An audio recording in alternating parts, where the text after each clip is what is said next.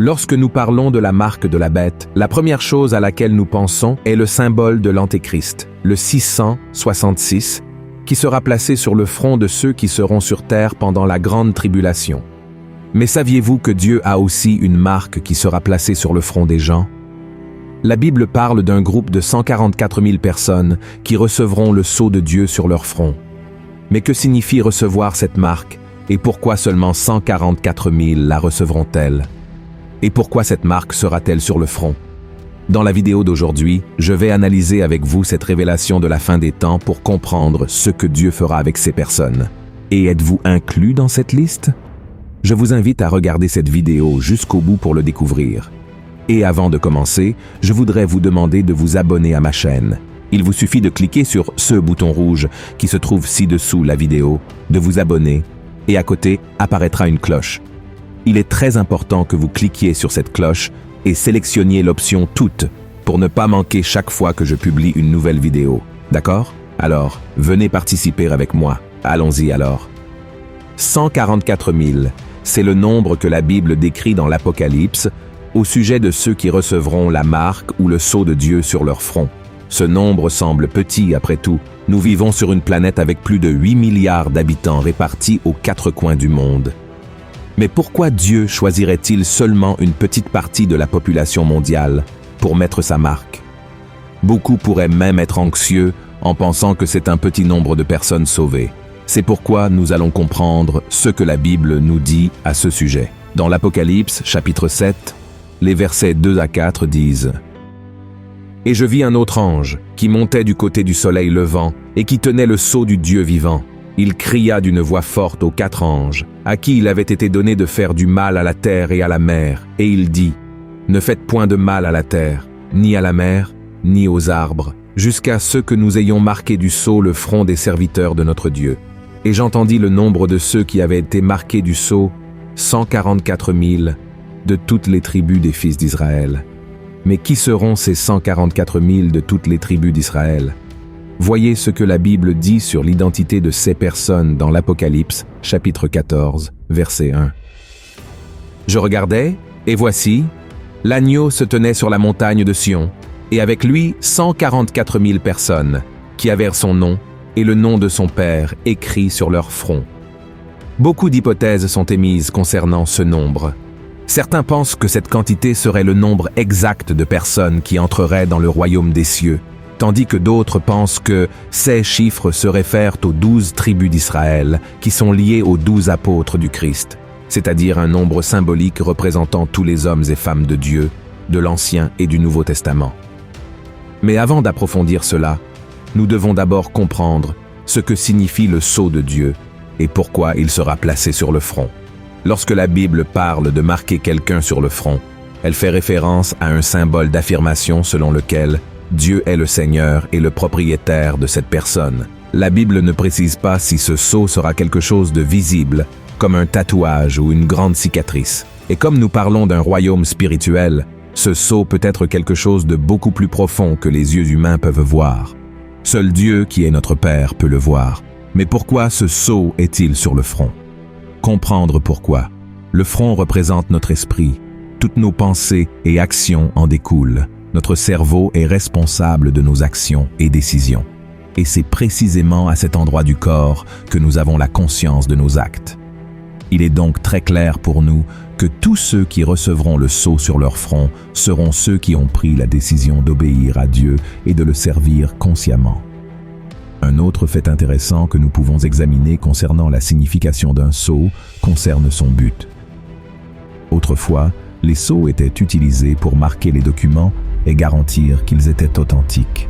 Les rois et les hommes les plus puissants avaient leur sceau, qui était fait avec un symbole gravé sur la bague, qui, en étant pressé sur une masse chauffée, laissait la marque de cette personne, et chaque sceau était unique.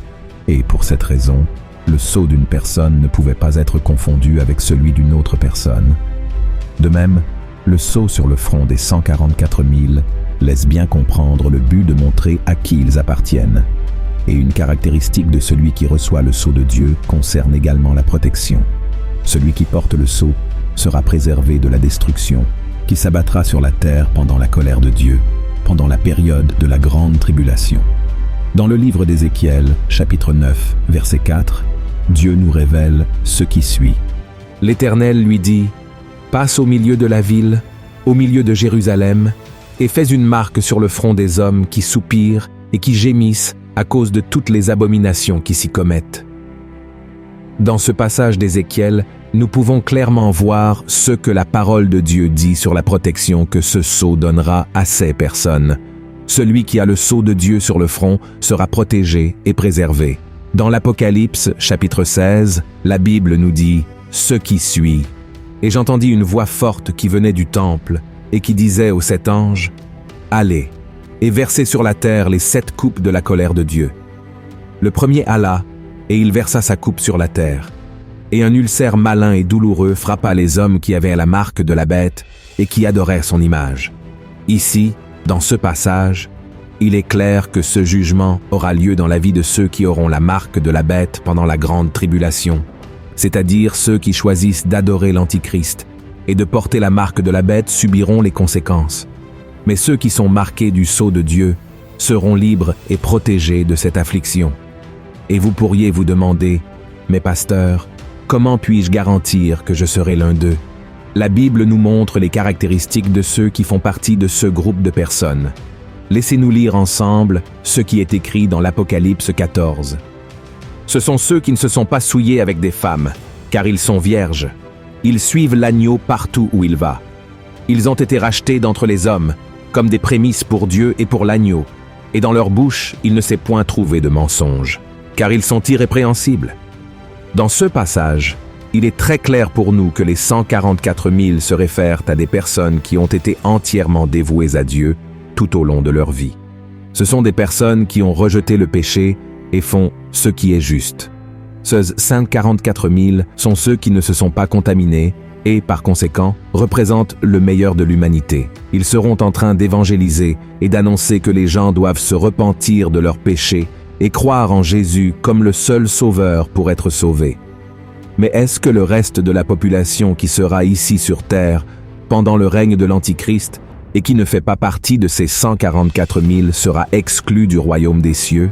Non, les gens auront la chance de se repentir et de croire que Jésus est le Fils de Dieu. Et la Bible dit qu'une multitude de toutes les nations, et non seulement les Juifs, sera sauvée pendant cette période difficile de l'humanité. Voyons ce que dit la Bible dans Apocalypse chapitre 7. Et il a dit: Après cela, je regardais, et voici, il y avait une grande foule que personne ne pouvait compter, de toute nation, de toute tribu, de tout peuple et de toute langue. Ils se tenaient devant le trône et devant l'agneau, revêtus de robes blanches et des palmes dans leurs mains. Et l'un des vieillards prit la parole et me dit: Ceux qui sont revêtus de robes blanches, qui sont-ils et d'où sont-ils venus? Je lui dis: Mon Seigneur, tu le sais. Et il me dit: Ce sont ceux qui viennent de la grande tribulation. Ils ont lavé leurs robes et ils les ont blanchies dans le sang de l'agneau. Et quand la Bible parle de sceaux, elle ne mentionne pas seulement ceux des 144 000. À plusieurs reprises, il est révélé que tous ceux qui ont accepté Jésus ont déjà reçu le sceau du salut du Saint-Esprit, comme nous pouvons le voir dans 2 Corinthiens chapitre 1, verset 22. Et celui qui nous a fermis avec vous en Christ et qui nous a oints, c'est Dieu, lequel nous a aussi marqués d'un sceau et a mis dans nos cœurs les arts de l'Esprit. Alors, mon frère, si tu as accepté Jésus comme ton sauveur, tu as été scellé comme sa propriété. Mais si le jugement de Dieu était aujourd'hui, ton front serait-il marqué de son sceau? Si tu ne l'as pas encore accepté dans ta vie, saisis l'opportunité que Dieu te donne en ce moment pour que tu sois protégé et gardé par Dieu dans les derniers jours. Dans 1 Jean, chapitre 5, verset 11, la Bible dit: Et voici ce témoignage, c'est que Dieu nous a donné la vie éternelle, et que cette vie est dans son Fils. Celui qui a le Fils a la vie, celui qui n'a pas le Fils de Dieu n'a pas la vie. Amen. Si vous avez apprécié ce message, je vous demande de le partager avec vos amis et votre famille. Propageons le message de la parole de Dieu. Je suis sûr que le Seigneur vous utilisera pour toucher de plus en plus de vies. Amen. Que Dieu vous bénisse. Et je vous attends donc dans la prochaine vidéo, une grande étreinte.